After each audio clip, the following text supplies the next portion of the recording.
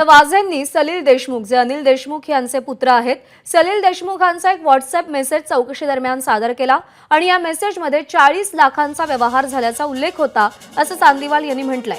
मात्र साक्षी पुराव्याच्या नियमानुसार तो रेकॉर्डवर घेतला नाही, असंही त्यांनी स्पष्ट केलंय.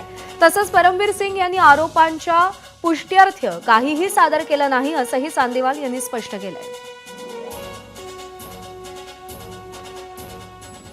एक सचिन वाझेंच्या ॲफिडेव्हिटमध्ये काही एव्हिडन्स देशमुखांविरुद्ध, त्यांच्या मुलाविरुद्धही वारंवार ते सांगत होते. त्यांनी काही पुरावे बहुतेक ॲफिडेव्हिटमध्ये नसावं बहुतेक, पण त्यांनी साक्षी पुराव्यात आणण्याचा प्रयत्न केला होता. कोणाविरुद्ध होता?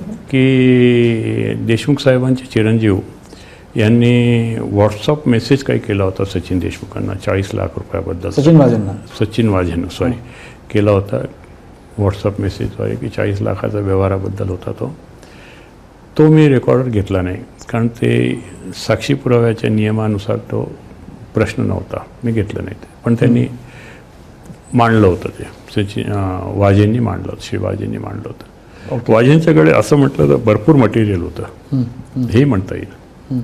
ते ज्या पद्धतीने तिथं वागायचे ते त्यांच्या वकिलालाही बऱ्याच वेळेला जुमानत नव्हते, हे खरं हो. पण त्यांनी तेव्हा तुमच्यासमोर कधी सादरच केला नाही. अत्यंत हुशार माणूस, चाणाक्ष माणूस.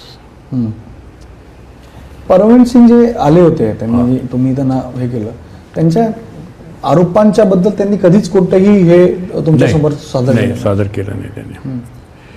परमवीर सिंगांनी आरोपच्या पृष्ठार्थ काही सादर केलं नाही. एबीपी माझा, उघडा डोळे बघा नीट.